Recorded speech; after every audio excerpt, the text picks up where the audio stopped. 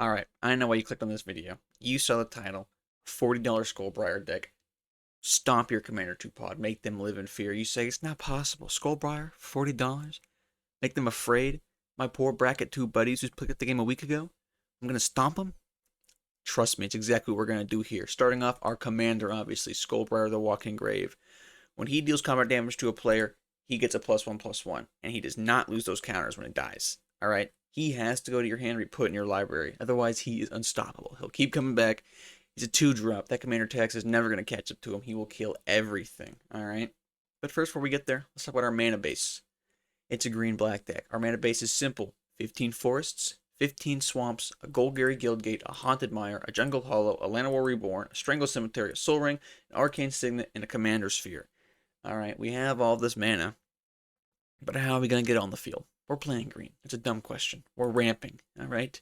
And to ramp, we're doing what every ramp deck does. Cultivate. Search library for 2 basic land cards, 1 on the field, 1 in your hand. Explore. Play additional land this turn. Rampant Growth. Search library for a basic land card, put it on the battlefield tapped, and shuffle. Scale the Heights. Play an additional land this turn. Farhaven Elf. Whenever he enters the battlefield, you search library for a basic land card, put it on the battlefield tapped. Sakura Tribe Elder. You know the drill. He's a staple in every green deck. You sacrifice him, you get a land. Ordeal of Nylea. Whenever he sacrifices Aura, you get 2 basic land cards on the battlefield tapped. But now we gotta draw those cards. How are we gonna draw those cards, I hear you ask? I got all this mana. I got my commander. How am I gonna draw? It's so simple. I promise you, it's so simple. Ambitions cost. Draw 3 cards and lose 3 lives. Siphon Mine. Each other player discards a card, you draw a card. Harmonize, draw 3 cards. Key to the City, you tap from discard, and your commander can't be blocked, which is exactly what we want. When he gets untapped, you pay 2 mana, and you draw a card. Tome of Legends. When he enters the battlefield, he gets a page counter. When your commander attacks, he puts a page counter. Guess what, buddy? We're going to be attacking our commander so much, you're going to have the dictionary, alright? You're going to have the Bible. And whenever you pay 1 mana and tap it, you remove a page counter and draw a card. Vraska joins up. When your commander hits somebody, guess what? You're drawing a card.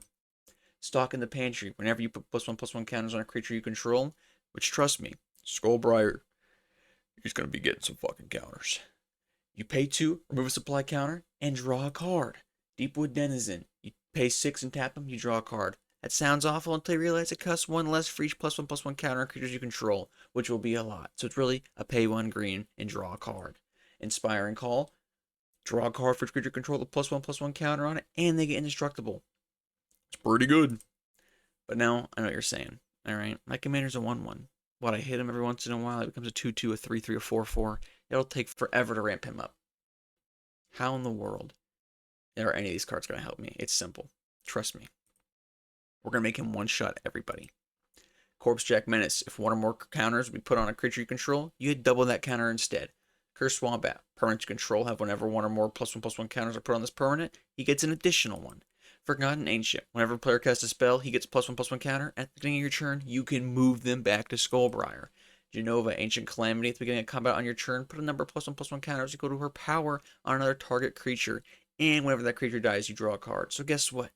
Let's say that you pumped up Skullbriar to a 40/40, and then they kill him. Not only is he still a 40/40 in your command zone, now you draw 40 cards. Sage of the Fang, guess what? You exile him, you get a double +1/+1 counters on a creature. That's pretty good. Omnivore's Flytrap. He gets a bunch of +1/+1 counters, and if you have 6 or more card types in your graveyard, you get to double them. Necropolis Regent. When a creature deals damage to a player, he gets that many +1/+1 counters. You effectively double his power every time you hit somebody. Stalwart Successor. Whenever 1 or more counters are put on a creature you control, if it's the first time, he gets an additional one. Thundering Nightmare. Is it paired with a creature? Whenever someone casts a spell, Skullbriar gets a +1/+1. Winding Constrictor. If 1 or more counters are placed on an artifact you control, you get that many +1. And if you would get 1 or more counters, you get that many +1 instead. Kind of bad if your opponents are playing a poison deck, but if one of your friends at your pod is playing a poison deck, you can go tell him that he's no longer invited. Managorger Hydra. Whenever a player casts a spell, he gets a +1/+1 counter. Now he's here just in case somehow, in some world, they price you out of Skullbriar, which should be impossible. You're playing a green deck. You're going to have so much mana. He's a 2-drop. You should never be priced out of that guy. Alright? But just in case, this guy is here to kill everything. Host of the Hereafter. She gets 2 +1/+1. And whenever a creature dies that I control, You move those counters up to another target creature, and guess what? That's going to be Skullbriar. Alchemist Assistant. That's right, buddy. We're not only doing +1/+1 counters, we're also getting lifelink counters, and trample counters, and more lifelink, and more trample. And guess what? We can proliferate. And then guess what? Let's say somehow our commander can't attack, Managorger Hydra died. We're really screwed. You know, they've fucking pacified our poor Skullbriar. We bring out Jared, you pay 3, and you sacrifice Skullbriar, and every opponent loses life equal to his power. Your 40/40 pacified Skullbriar just dealt 40 damage to everybody except you, and now they're dead. Guess what? Blessings of Nature. 4/+1/+1 counters among any number. It's going to be 1. We're putting it on Skullbriar. Soul's Might. Double his power.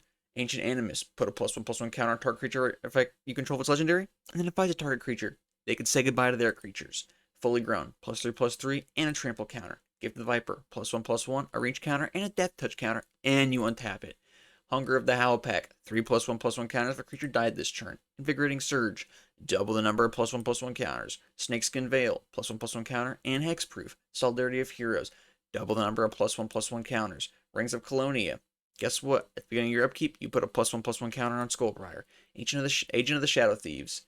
Whenever you hit somebody, you get a +1/+1 counter and Death Touch and Indestructible. Actually, you don't have to hit them. You just gotta swing at them if they have the most life. If they have the most life, they're gone. Death's Presence. When a creature you control dies, put X +1/+1 counters on target creature you control, where X is the power of that creature that died. We're putting them on Skullbriar. Eternal Thirst. Enchanted creature has lifelink, and whenever an opponent has a creature that dies, you get a +1/+1 counter on this creature. Fear. Now you can't be blocked by black and artifact creatures. Feast on the Fallen. If an opponent lost life this turn, you get a +1/+1 counter on target creature. That's Skullbriar. Forced Adaptation. +1/+1 counter on your upkeep. Lion Umbra. +3/+3 Vigilance, Reach, and cannot be destroyed. Necrosynthesis. Guess what? +1/+1 counters, and looking at the top X cards of your library. Snake Umbra. +1/+1. Deals damage, draw a card, and Totem Armor. Thickest in the Thicket. He enters with X +1/+1 counters, and if you control the greatest, strongest creature on the table, you get to draw, you count it, 2 cards. But what about removal? What if my opponents are playing big scary monsters, I hear you asking? Floop, what am I going to do if they play, I don't know, a Poison Atraxa deck? Well, here's what we're going to do. We're going to Canker Bloom. Destroy target artifact, destroy target enchantment, or you can proliferate.